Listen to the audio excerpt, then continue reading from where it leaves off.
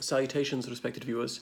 I'm about to present a debate, and the motion will be this House would abolish all immigration controls. Obviously I'll do the turncoat debate. I will argue both sides of the motion. And imagine that, Madam President, to show I believe in gender equality, I quite often make my presidents or chairs female. Madam President has introduced me, so now I'll speak. Madam President, ladies and gentlemen of the House, I propose this motion for the following reasons. Firstly, we're all human.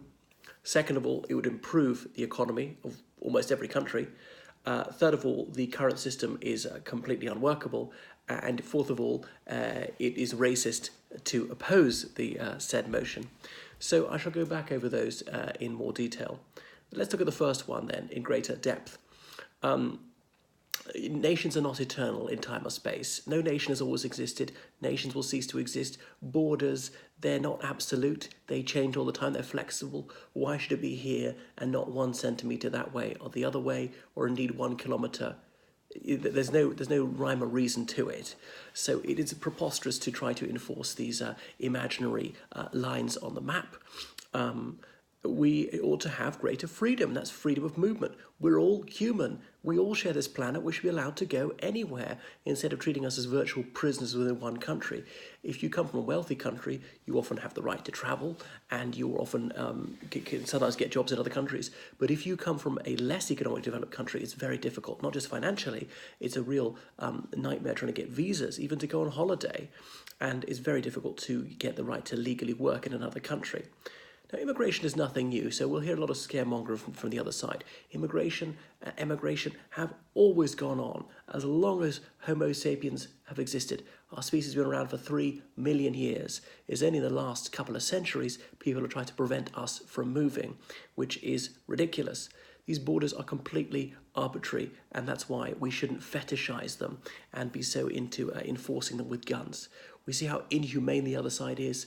You know, there were these ultra-nationalist politicians in Hungary and Italy talking about shooting dead people for attempting to enter their country. You know, unarmed people, children, they want to kill people for simply coming in. What does the world come to when we do that? For just moving from one place to another? That is the past. It reminds me of East Germany in the old days, shooting people dead for attempting to move from one part of Germany to another. What's happened in China likewise, people shot dead for simply trying to leave the country, which is as bad as killing them for trying to come in. On to the second one. How about the world economy? Pretty much all of us agree with free trade, so there must be free movement of people to go where the jobs are, particularly the better paid jobs. People who are against mass immigration are often right-wingers, and it's a complete inversion of their philosophy to say that people shouldn't be allowed to pursue opportunities to seek a higher quality of life and better paid jobs with a view to becoming a citizen of a more affluent country. The aging societies of the Western world, they can benefit from having a younger workforce, people bringing new skills, some of them highly qualified people, some of them less so, but somebody's got to do the menial jobs. So moreover, these people coming from the less economically developed countries will earn better wages, they'll be able to send money home and develop their own native lands. In some cases, after having acquired skills, they'll return home after a few years, and that will prove a massive fillip to the economy of their birthplaces. So you've got to ask yourself, supposing you're from a severely underdeveloped country with very high unemployment, with miserable wages, with low literacy, and is a place riven with conflict and civil strife, would you not wish to move to a wealthier country where not only can you command a better wage, but there are better public services and all the rest of it, where the country is at peace and you'd be safe? I think it's very likely that you would. What's wrong with that? And the people who have the initiative and indeed the courage to move to the far side of the world are exactly the sort of people one wants. They're dynamic, they're gallant, they don't lack for industry or talent. So we should welcome these people with open arms. They're a massive boost to the economies of greying societies. So as I've already noted, the current system is unworkable. It's already collapsing. It is a cruel and inhumane system that would send people to prison simply for seeking asylum. So immigration and asylum obviously overlap. People are fleeing persecution and possible genocide in places like Darfur. So it would be grossly unfair to send them back to their deaths. It's staggering the way that many of the opposition are Christian fundamentalists. Imagine a child arrive in the Middle East because he and his family are about to be killed. Would you send him back saying no asylum seekers? That child would have been Jesus, sent back to Herod. That's what you would have done. Illegal immigrants fleeing to Egypt. Pfft, no, we're not having you. You see, it's revolting and brutal, this current system that we have. Seeking asylum is not a crime. People should not be locked up without trial for this. And it's so expensive to try and manage the system. So we've got to move to free movement of people. The opposition is racist. There's no other way for it. They dress up any way they can, but they are xenophobic. They have no answers. They simply detest foreigners. And people listening to me, if you are a native of whichever country you're a citizen of, where did your ancestors come from? Did they always live there? Always, even millennia ago? Of course not. You must have had ancestors from another country or even another part of the globe. As I say, we all originate in the Rift Valley in Africa. We're all Kenyan in that sense. So it is preposterous to try and keep people out on the basis that they are foreign. Being an immigrant is a completely honourable and respectable thing to be. Now, let's hear from the opposition. So, Madam President, ladies and gentlemen, I thank my honourable opponent for his bravura oration, and now let's hear why he is dead wrong.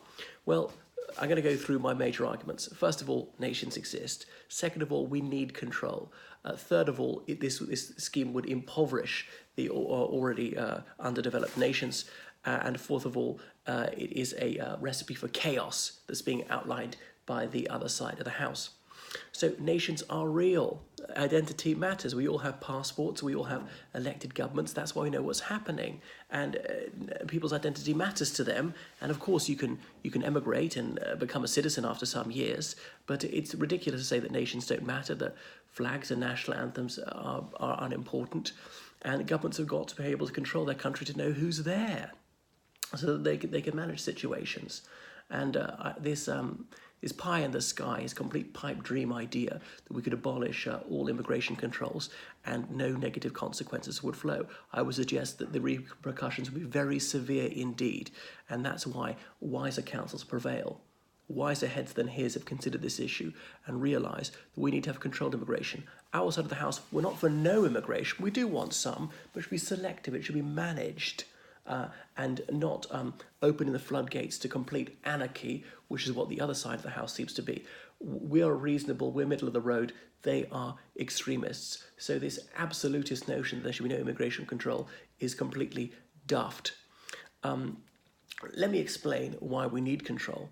Well, countries only have so much space. Countries like the United Kingdom have got relatively high population density, particularly in certain areas like London.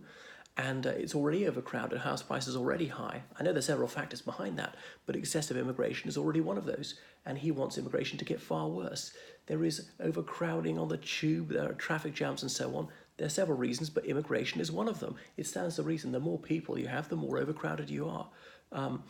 Services could be on the point of collapse to do with the health services and schools, and there just aren't so many school places. There are only so many doctors and nurses. And it's true that some immigrants become doctors and nurses, and that's fantastic. If we only allowed in doctors and nurses, that'd be fine. So I'm not advocating to have zero immigration. That would be insane. But he's advocating having zero control, and that really is criminally insane. So we need to choose the sort of people we need, know that they're going to contribute to our society and not be a negative thing in, and allow desirable people in, and they're wonderful.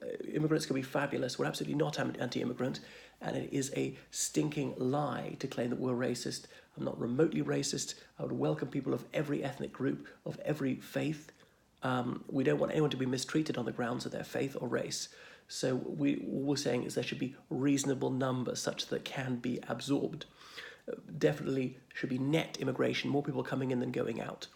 So it's bad for the less economically developed countries as well. These LEDCs spend, relative to their income, a much higher proportion of it educating people for the learned professions. And yet there's a brain drain. These very expensively educated doctors, for instance, are poached by the wealthiest countries. So someone like the UK has India pay for its doctors to be educated, and then the UK steals them, which is terrible for them. Now, India's not the worst example of this because it's a middle-income country now. Look at Malawi. There was a shocking statistic a few years ago. There are more Malawian doctors in Manchester than in Malawi. Malawi is a country where there is severe penury and has some terrible public health issues to address, and yet many of its physicians are going to the UK, which already has plenty of doctors. It's grossly unjust and disgustingly immoral. The same would be true of many other learned professions as well. So this system has never been tried. I'll tell you why, because even a child could tell you it would be cataclysmic. The repercussions would be very severe indeed. You can imagine the stampede, and it's not alarmist to say that. The tens of millions of people, no exaggeration, who would come to the wealthiest countries. We've already seen how difficult it is with huge numbers of people crossing the Mediterranean, and many of them drowning and having to be rescued so that they don't drown in most cases. And now, under his scheme, lots of people would come. Many of them can't afford to come by a plane or proper ferry. They would just go on these illegal boats, and even more people would be drowning, more people than could possibly be saved. There's just not enough ships to save them all. So it would lead to tumult and to internecine conflict. It really would become an invasion, whether they came with guns or not. We need manageable immigration. That's something we think is praiseworthy, not unmanageable immigration. We are for sanity and reason, and they are for extremism. So most immigrants are very good people and law-abiding. That's splendid, but a few are criminals. We've got to stop people with serious criminal records coming in, wanted people disappearing. And some people have very infectious diseases like Ebola, all right? We feel sorry for anyone who has a disease. We don't want anyone to suffer. We want to help cure people in the less economically developed countries. But if it is a transmissible disease, then that person, I'm afraid, should stop coming, because we want to isolate it. We don't want it to spread. So it's not fear-mongering at all. This is a reasonable concern. So the current system, yes, it's flawed. It should be more efficiently enforced, sometimes more humanely enforced. But we're already struggling under the weight of numbers. Under his system, we would face total collapse. And that would lead to far worse consequences than we are grappling with at the moment. So let me go over this again. Why are we oppose the abolition of all immigration controls? Because nations are real. Second of all, we need to control immigration for better outcomes. Third of all, his scheme would further impoverish the most poverty-stricken nations already. And fourth of all, his system would lead to bloody chaos. That's why I urge the House to reject this motion.